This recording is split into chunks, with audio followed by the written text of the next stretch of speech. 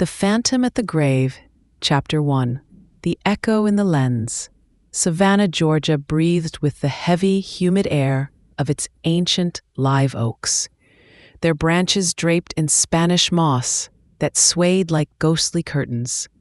For 70 years, Evelyn Thornton had navigated this city's cobbled streets, its historic squares, and its pervasive sense of history.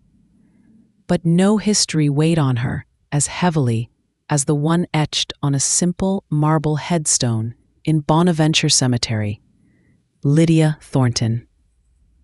Beloved sister, departed June 15th, 1974. A life cut short at 18, swallowed by the brutal maw of a single-car accident on a rain-slicked highway 50 years ago. Every year on June 15th, Evelyn made her pilgrimage, a quiet ritual of remembrance, a silent communion with the sister she had adored and whose loss had cleaved her world in two. Lydia, with her fiery spirit, her reckless laughter, her vibrant zest for life, had been Evelyn's opposite. Evelyn, the sensible, cautious elder sister. Lydia, the wild, untamed flame. This year, however, her solitary ritual was broken by the unexpected presence of her grand-nephew Mark.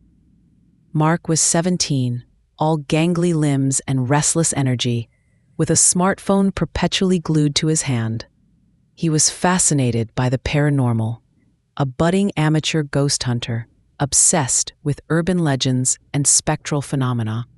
He had insisted on joining her, claiming the vibe of Bonaventure, with its moss-draped angels and ancient crypts, was epic.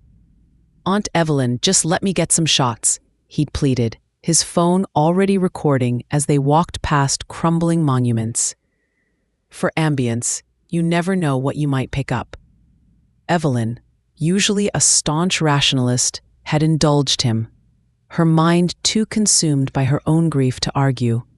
She stood quietly before Lydia's grave, a fresh bouquet of white lilies in her hand, the very flowers Lydia had loved.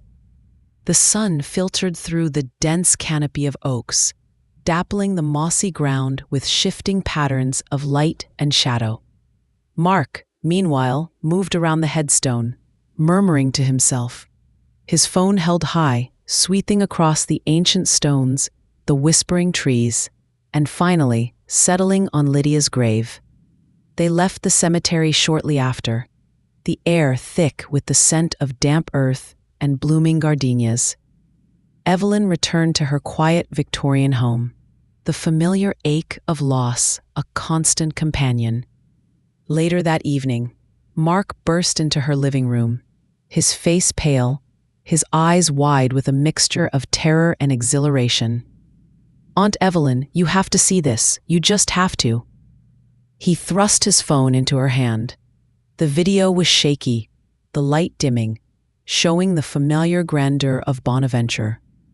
It panned across a row of headstones, lingered on a weathered angel statue, then zoomed in on Lydia's grave. And there, standing just beyond the marble headstone, was a figure. A young woman. She was half transparent, almost ethereal, shimmering slightly in the fading light, yet unmistakably distinct. Her long, dark hair, caught in a gentle breeze, cascaded over her shoulders. She wore a simple, light-colored dress, its fabric seeming to ripple with an unseen current. Her head was bowed slightly, her stance one of quiet contemplation. She looked, to Evelyn's disbelieving eyes, exactly like Lydia. Lydia, as she had been the day she died. The same slender build, the same youthful grace. Evelyn's breath caught in her throat. She stared at the image, her heart hammering against her ribs. "Mark," she whispered, her voice barely audible. What is this? Is this some trick, some app?" "No, Aunt Evelyn, I swear," Mark insisted, his voice trembling. "It's not an app. I just filmed it. It's a ghost. It has to be. It's her." He zoomed in further, the figure becoming clearer, yet still maintaining its translucent quality. Evelyn stared, mesmerized and horrified. The pattern of the dress, the length of her hair, the way she held her head, it was all so familiar. The rational part of her mind screamed impossible, hallucination, trick of the light. But her heart, the part that had grieved for 50 years, knew. It recognized the phantom. It recognized Lydia. The profound shock was followed by a chilling certainty. It was her sister, standing at her own grave, 50 years after her death. Chapter 2. The Cracks in Reason. Evelyn, a woman who prided herself on her unwavering logic, felt the foundations of her reality tremble. She dismissed Mark's ghost theory immediately. Ghosts weren't real. They were folklore, superstition, the desperate imaginings of grieving minds. Yet, the image on the phone persisted, a haunting echo in the lens. She replayed the video countless times, scrutinizing every pixel. Mark, sensing her inner turmoil, explained the technical aspects. "It's not photoshopped, Aunt Evelyn. It's not a filter. Look at the way the light goes through her. But you can still make out the details. It's like a true EVP, but visual." He went on about digital anomalies, energy signatures, things Evelyn's rational mind struggled to grasp. The more she watched, the more unsettled she became. The figure wasn't just like Lydia. It was Lydia. The very way her head was tilted, the curve of her slender neck, the slight curve of her arm, these were mannerisms ingrained in Evelyn's memory, movements only Lydia would make. The next day, driven by a gnawing unease, Evelyn returned to Bonaventure Cemetery, alone. She wanted to recreate the conditions, to prove to herself that it was a trick of light, a phantom of her grief. She stood at Lydia's grave, her phone held at the exact angle Mark had used. She waited for the setting sun to cast the same shadows, for the breeze to rustle the moss in the same way. But nothing. The space around Lydia's headstone remained empty, mundane. The ground was just dirt, the air just humid. The trees were just trees. A cold fear, unlike anything she had ever experienced, snaked its way around her heart. Was she losing her mind? Was the profound grief, buried for decades, finally manifesting as a hallucination? The thought terrified her more than any phantom. Desperate for an explanation, Evelyn sought professional help. She contacted Dr. Alice Chen, a renowned psychologist known for her pragmatic and compassionate approach. Dr. Chen listened patiently as Evelyn, hesitant and embarrassed, recounted the story of the video, her family's history, and the haunting image of Lydia. "Miss Thornton," Dr. Chen began gently, her gaze warm and reassuring. "It's not uncommon for profound grief, especially after so many years, to manifest in unexpected ways. The mind can play powerful tricks on us. Visual anomalies on a phone can be explained by light refractions, lens flares, or even simple dust particles. And your memory, colored by love and loss, might fill in the blanks. But even as Dr. Chen spoke, her eyes occasionally flickered to the paused image on Evelyn's phone, a faint furrow appearing between her brows. The image was indeed compelling. "While I lean towards a psychological explanation," Dr. Chen conceded, "I also believe in exploring all avenues. We can't dismiss what you've seen, but we must approach it rationally. Perhaps it would be beneficial to delve deeper into your memories of Lydia, your relationship, and the circumstances surrounding her death. Sometimes, unresolved questions from the past can manifest in the present." Evelyn agreed. The therapy sessions began, a journey into the painful recesses of her memory. She spoke of Lydia's wildness, her yearning for freedom, her clashes with their strict, traditional parents. She spoke of the car crash, the mangled vehicle, the official confirmation of death, the closed casket, the funeral, a blur of tears and suffocating grief. As she recounted these memories, a strange thought began to surface. Flickering images, half-forgotten details from the immediate aftermath of Lydia's death, a vague sense of something unfinished, unexplained.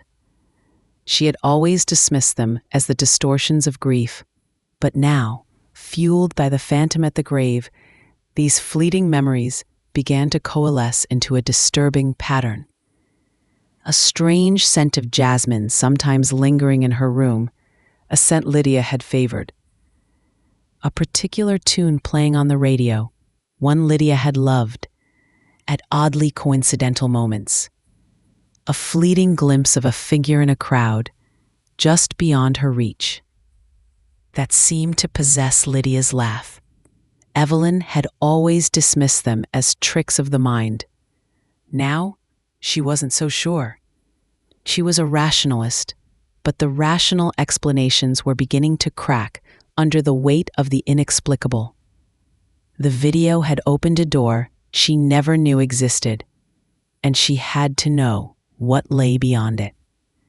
Chapter 3: The Unraveling Thread. Evelyn decided to take Dr. Chen's advice, but with her own twist. She wouldn't just delve into memories. She would delve into the past, literally. She pulled out old photo albums, letters, even a small dried bouquet of wildflowers Lydia had given her years ago. She studied every image of Lydia, comparing it meticulously to the figure on Mark's video. The more she looked, the more certain she became. It was Lydia, young, vibrant, caught in a moment that defied the passage of time.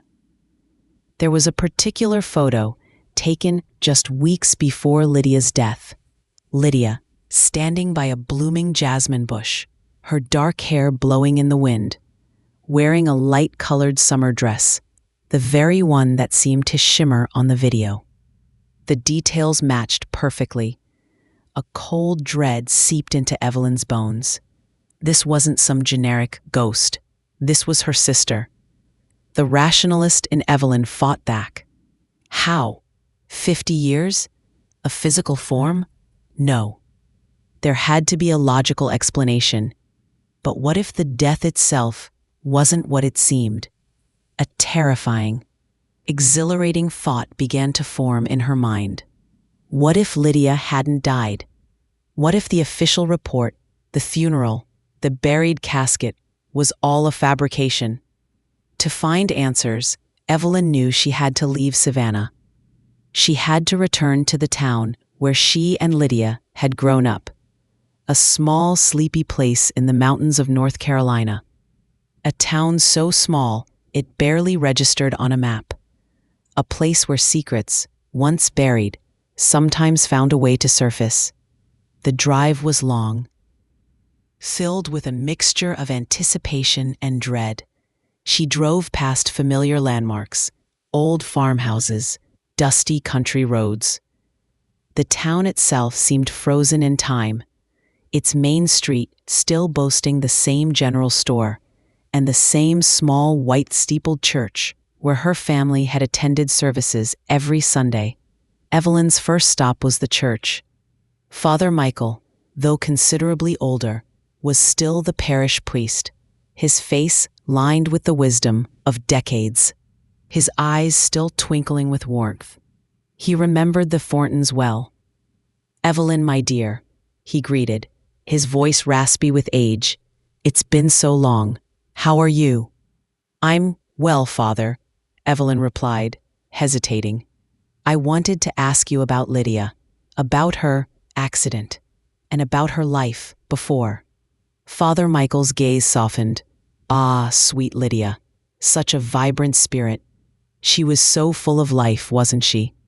But also a bit restless. always yearning for something more than this small town could offer. He paused, his eyes thoughtful. She was seeing a young man, from out of town. The parents didn't approve. They were quite strict about that. But Lydia, she was a force of nature. She always followed her own path. Do you remember his name, Father? Evelyn pressed, a flicker of hope. Father Michael stroked his chin. It was a common name. John, I think, or James. He worked at the mill, in the next county over. A quiet, determined young man. Lydia was utterly smitten. They had big plans, she told me, to leave this town, to make a life somewhere new. But then, the tragedy. He sighed, his gaze drifting towards the stained glass window. God works in mysterious ways. Perhaps it was a blessing in disguise, saving her from a life of sin. Evelyn thanked him, her mind racing. A young man, plans to leave, secrets. It all aligned with Lydia's rebellious spirit, her desire for freedom. Next, Evelyn sought out Lydia's oldest friend, Sarah Jenkins, who now ran the local diner. Sarah, a plump woman with kind eyes and a booming laugh, hugged Evelyn tightly. Evelyn Thornton, my goodness, it's been decades. What brings you back to this sleepy hollow? Evelyn, choosing her words carefully, explained her quest. I'm trying to understand more about Lydia, Sarah. About her life, her dreams, before. Sarah's eyes grew sad. Oh, Lydia, she was one of a kind, always dreaming bigger than this town. Did Father Michael tell you about James? James Miller. He was her whole world. They were inseparable. And your parents, they despised him. Said he wasn't good enough for a Thornton girl. Did they ever plan to leave? Evelyn asked, holding her breath. Sarah leaned closer, her voice dropping to a conspiratorial whisper. Yes, they were going to elope. The night she died, she told me everything. She had packed a bag, a small one. She was going to meet James on the old highway, just past the county line. They were going to drive to California, start a new life. She even talked about faking a flat tire, or some small mishap to buy them time before your parents realized she was gone. She was so clever, Lydia, so determined. Evelyn's blood ran cold.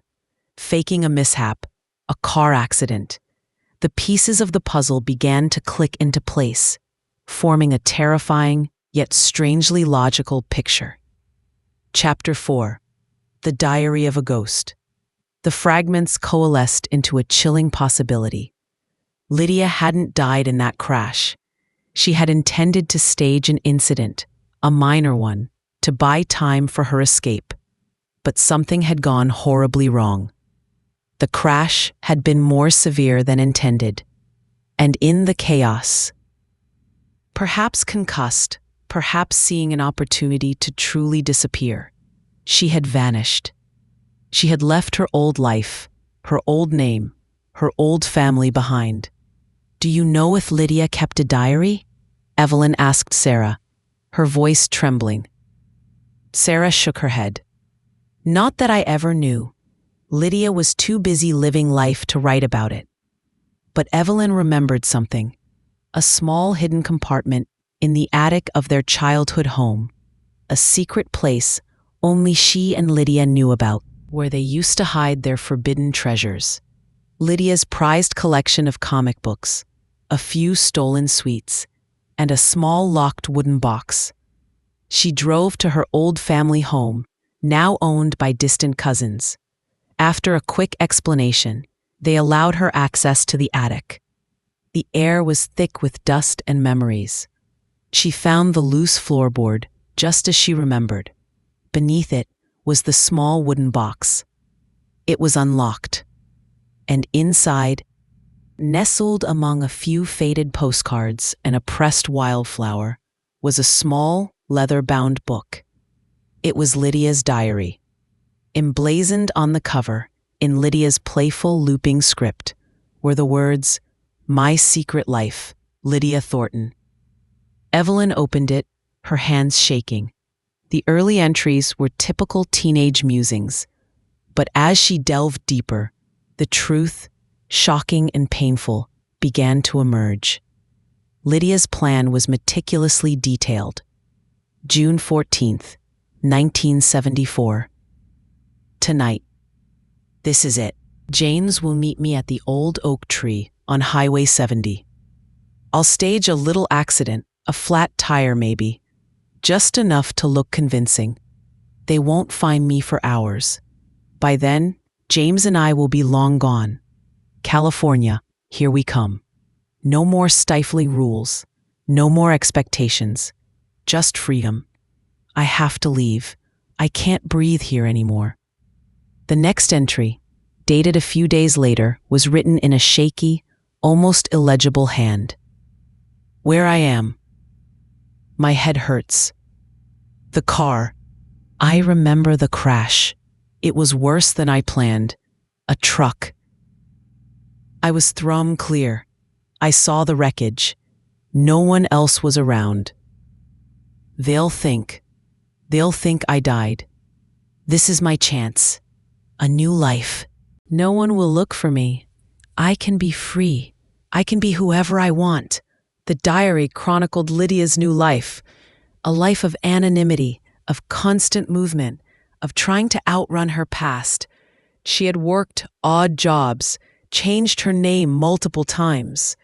She lived a solitary existence, always looking over her shoulder, always afraid of being found. She wrote of the profound loneliness, the guilt of leaving her family behind, but also the fierce joy of her newfound freedom. She never married, never settled down, always restless, always haunted. She never mentioned James again after that initial escape. Perhaps he never showed up, or perhaps she simply lost him in the chaos. And then, the most startling entries, sporadic, separated by years, they described her secret returns. October 1985. I drove past the old house today. Evelyn's car was in the driveway. She looks good. Older, of course, still so prim. I wanted to stop, to scream her name, but I couldn't. They'll never know. They'll never understand. I'm a ghost to them. It's better this way. They mourned me. Let them keep mourning the Lydia they knew. May 2005, Savannah. I had to see it. The cemetery. My grave. It's well maintained. The lilies were fresh. Evelyn's doing. She always loved lilies. It's like a quiet vigil. A profound pain washed over me. I'm an old woman now. My body aches. But my spirit, it's still Lydia. The one who escaped. The last entry, dated June 12, 2024. Just 3 days before Mark's video. I'm back in Savannah. I feel the end approaching. My body is failing. I had to see it one last time. My grave. My name, the final irony. I'll stand there, a ghost in the flesh, one last time. Maybe someone will see me. Maybe Evelyn will know. It would be a final whispered farewell. No more running, no more hiding, just peace. Evelyn dropped the diary, her hands trembling. It was all real. Lydia hadn't died that day. She had lived a hidden life, a phantom existence, driven by a desperate desire for freedom and a profound, silent guilt. And the figure on Mark's video? It wasn't a ghost. It was Lydia, an old woman on the precipice of her true death, making one last, secret pilgrimage to her own grave. A farewell, just as she had written. The weight of the secret was staggering. 50 years of mourning, 50 years of believing her sister was dead, and Lydia, alive all that time. Watching from the shadows, unable to break the illusion. Chapter 5, The Weight of Unveiling.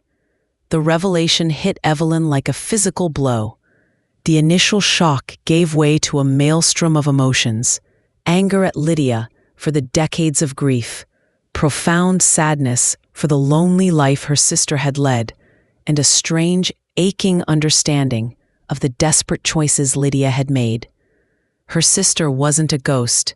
She was a woman who had simply chosen a different path.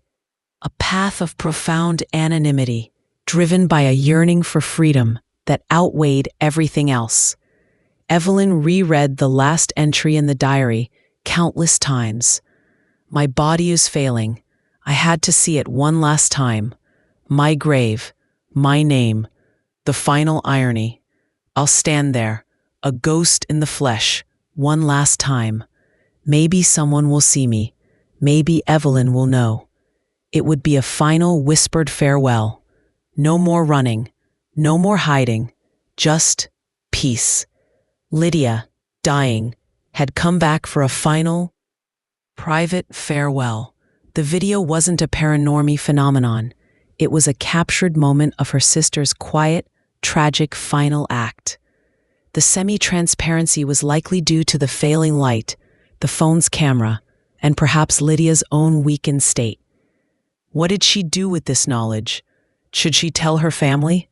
Her grand-nephew Mark, who still believed he had captured a genuine spirit, her nieces and nephews, who had grown up with the story of their aunt's heroic, tragic death. To reveal the truth would shatter their carefully constructed memories, unravel their grief, and replace it with a complex narrative of deception and a lonely, hidden life. It would diminish the very idea of the Lydia they had mourned. Evelyn walked through her quiet home, the diary clutched in her hand. She thought of Lydia's wild spirit, her yearning for a life unburdened by expectations. She thought of the harsh, unforgiving society they had grown up in, a society that had pushed Lydia to such desperate measures. And she thought of her own grief, the decades of longing for a sister who was alive, but unreachable. She remembered Dr.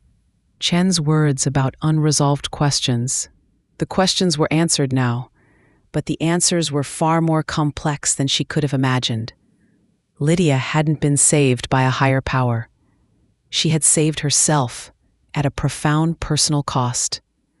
Evelyn decided the truth, in its raw, unvarnished form, would remain with her. It was Lydia's secret, and in a profound act of love and understanding, Evelyn would honor it.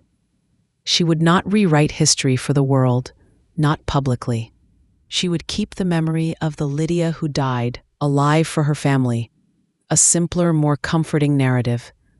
But she would carry the true story, the full, complex truth of her sister's life in her heart. She would grieve Lydia anew, but this time with understanding and compassion for the woman who had made an impossible choice. Chapter 6: A Sister's Silent Promise. The following days were a blur of quiet contemplation for Evelyn. She spent hours in Lydia's old house, now her own. She went through Lydia's possessions with a new perspective, seeing not just dusty antiques, but echoes of a hidden life. She found old photographs of Lydia that she had never seen before, pictures from various towns, spanning different decades, showing a Lydia older, sometimes thinner, sometimes with a different haircut, but always with that familiar spark in her eyes. Evidence of a life lived, a ghost in plain sight. She kept the diary hidden, safe in the same chest where Lydia had left it. It was a sacred trust, a final, intimate connection between sisters. When Mark next visited, he was still buzzing with excitement about the video.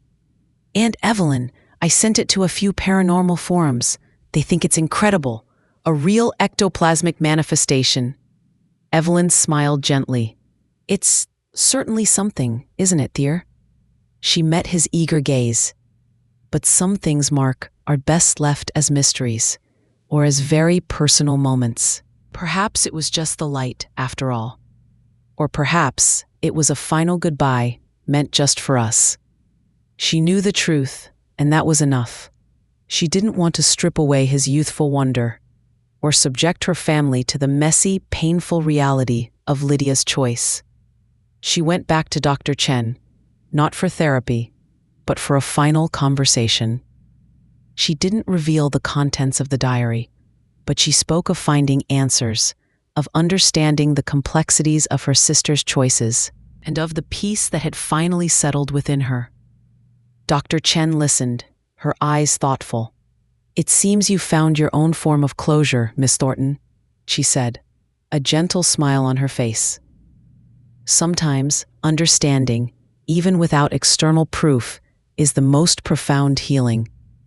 Evelyn started spending more time at Lydia's gravesite, but her visits were no longer tinged with profound grief.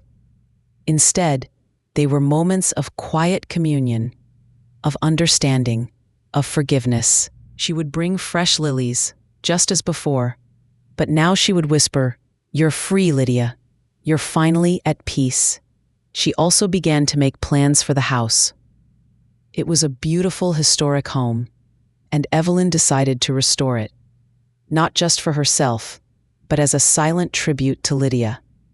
She imagined its rooms filled with light and laughter again, a stark contrast to the decades of solitude.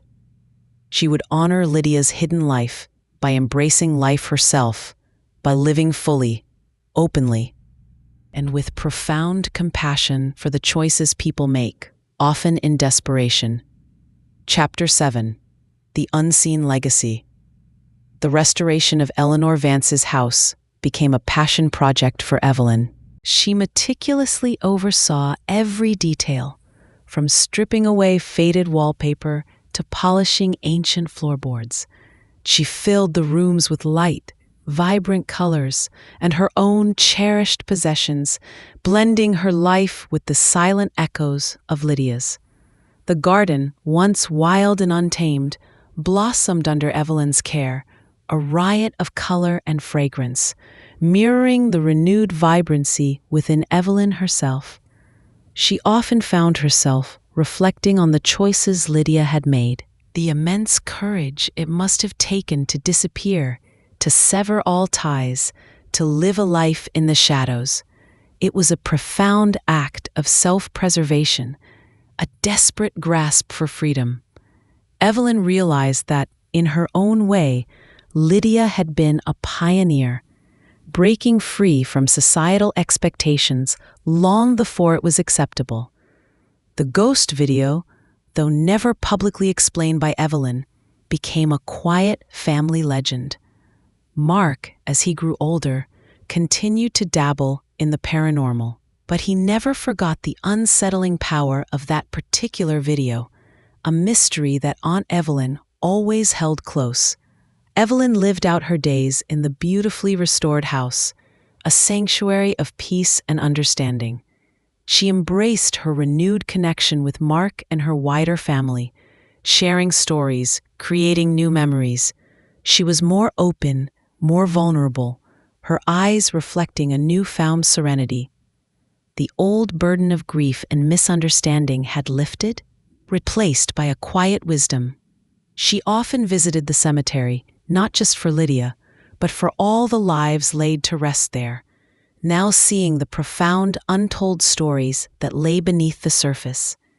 She understood that life and death were far more complex, more mysterious, and more forgiving than she had ever imagined. The mystery of the phantom at the grave was not a paranormal event. It was a final, poignant act of a sister, a woman who had dared to live a different life, returning for a silent farewell. Evelyn had found her, not in a ghostly apparition, but in the brittle pages of a hidden diary, in the echoes of a desperate choice, and in the profound understanding that true love and true forgiveness transcend even the boundary of death. Her sister had indeed returned, not as a haunting spirit, but as a truth unveiled, bringing with it a peace that had been half a century in the making. The phantom was gone, but the love, finally understood, remained a beautiful, enduring legacy.